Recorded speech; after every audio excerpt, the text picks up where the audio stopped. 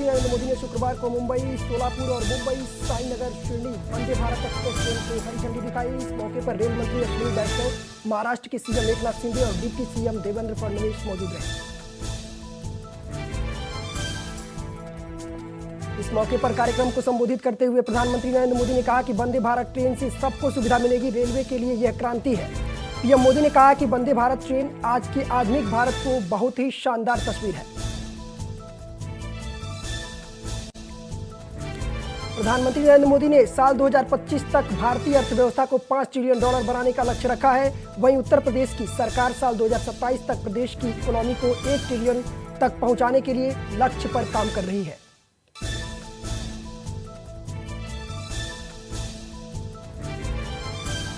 Global investor summit में UP के CM Yogi Adityanath ने कहा कि इस निवेश कुंभ में अब तक 18,645 MOU साइन हुए हैं। इसमें 32,92,000 करोड़ के निवेश के प्रस्ताव मिले हैं।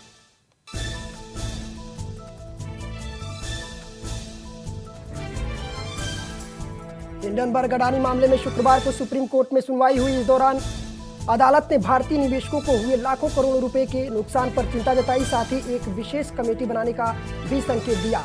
अब इस मामले पर 13 फरवरी को सुनवाई होगी।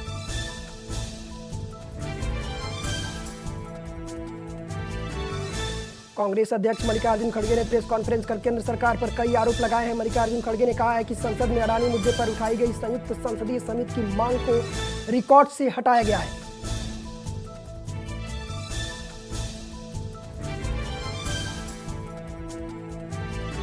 राजस्थान के मुख्यमंत्री अशोक गहलोत ने राज्य का बजट पेश किया। सरकार ने बजट में गरीबों को बड़ी राहत दी है। गरीबों को मिलने वाले उज्ज्वला गैस सिलेंडर 500 रुपए में देने का ऐलान कर दिया गया है। अब 500 रुपए में ही उज्ज्वला गैस योजना मिलेगी।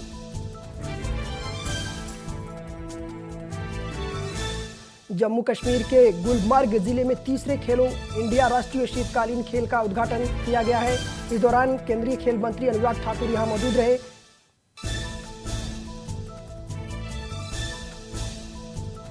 मुजफ्फरनगर के GIC ग्राउंड में भारतीय किसान यूनियन की तरफ से महापंचायत की जा रही है, जिसमें MSP, गन्ना रेट, बिजली मीटर समेत कई मुद्दों को लेकर के महापंचायत बुलाई गई। यूपी में ग्लोबल इन्वेस्टर समिट की शुरुआत हो चुकी है। पीएम मोदी ने सीएम योगी की मौजूदगी में समिट का शुभारंभ किया। इन्वेस्टर समिट में 20 से ज्यादा देशों के 10,000 डेलीगेट्स शामिल होंगे। पीएम मोदी ने इन्वेस्टर समिट में कहा कि भारत स्पीड और स्केल के रास्ते पर चल पड़ा है। बहुत बड़े वर्ग की बेसिक जरूरतों को पूरा कर लिया गया है, इसलिए एक लेवल ऊपर की सोचने लगा है। पीएम मोदी ने यूपी ग्लोबल इन्वेस्टर समिट में शामिल मेहमानों का स्वागत करते हुए कहा है कि यूपी के प्रति मेरा विशेष स्नेह है। मैं जिम्मेदारी को निभाने के लिए इस समिट का हिस्सा बना हूं। प्रधानमंत्री मोदी ने कहा है कि यूपी इकलौता ऐसा राज्य होगा जहां 5 इंटरनेशनल एयरपोर्ट होंगे। पीएम ने कहा कि आज यूपी एक आशा, एक उम्मीद बन चुका है।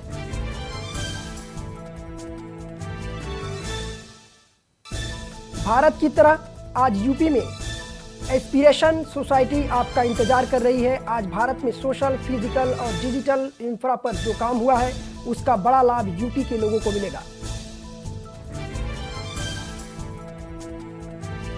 पीएम मोदी ने ग्लोबल समिट में कहा कि यूपी पहले बीमारू राज्य कहलाता था। सरकारी प्रक्रिया को सरल किया जा रहा है। देश के लोग विकसित भारत देखना चाहते हैं। 60% से ज्यादा मोबाइल यूपी में बन रहे हैं।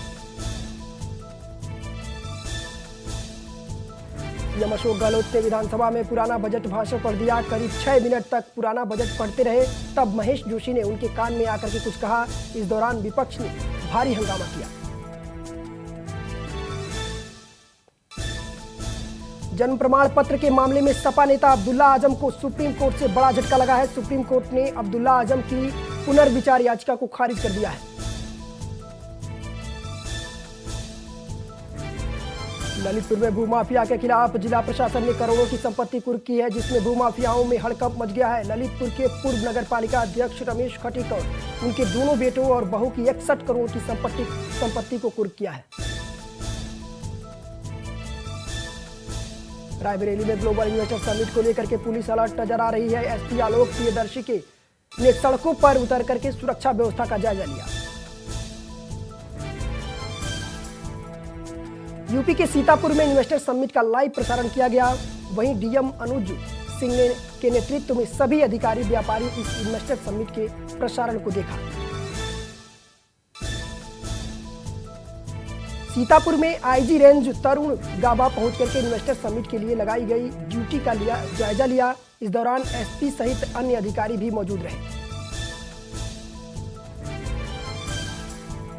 सीएम पुष्कर सिंह धामी ने युवाओं से एक बड़ा वादा किया है।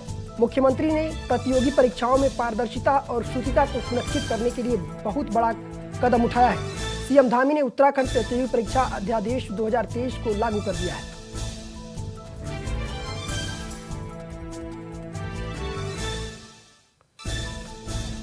उत्तराखंड में पेपर लीक मामले में सरकार की सख्त कार्रवाई जारी है। जेईई परीक्षा मामले में एसआईटी ने चौथी गिरफ्तारी कर ली है। साथ ही हरिद्वार एसआईटी ने कार्रवाई करते हुए नकल माफिया और संदिग्ध कोचिंग सेंटर का भंडाफोड़ किया है।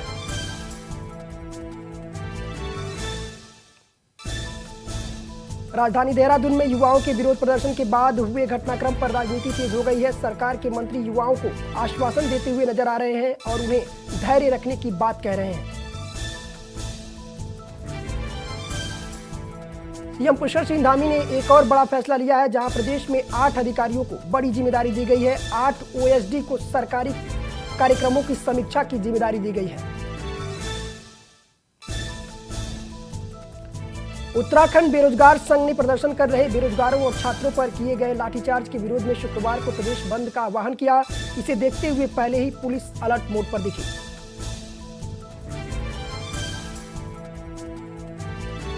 छात्रों पर हुए लाठीचार्ज के विरोध में कांग्रेस मुख्यालय में कांग्रेसी धरने पर बैठे और पुलिस प्रशासन के साथ सरकार का पुतला जलाया। धरने पर बैठे कांग्रेसी प्रदेश अध्यक्ष करण माहरा ने कहा है कि नौजवान शांतिपूर्ण ढंग से आंदोलन कर रहे थे, इसके बावजूद उन पर लाठीचार्ज किया गया। देहरादून में भर्ती घोटाले की जांच को लेकर के शांतिपूर्ण तरीके से प्रदर्शन कर रहे बेरोजगार युवाओं पर पुलिस ने बर्बरता से लाठीचार्ज किया, जिसके बाद कांग्रेसियों ने मुख्य चौराहे पर उत्तराखंड भाजपा सरकार का पुतला फूंका।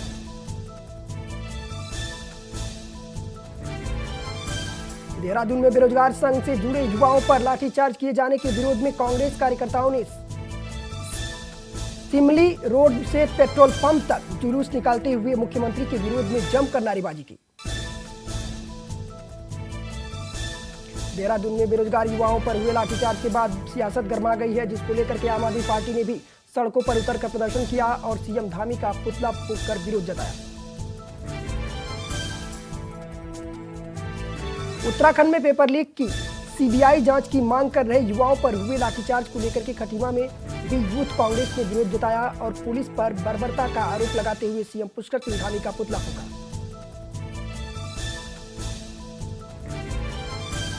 देहरादून में हुए आंदोलन के समर्थन में आम आदमी पार्टी सामने आई है। पार्टी ने सरकार को कटघरे में खड़ा करते हुए कहा है कि आज राजधानी देहरादून में जाम हुए हजारों बेरोजगार युवा इस बात का प्रमाण है कि राज्य की बीजेपी सरकार युवाओं का भरोसा खो चुकी है।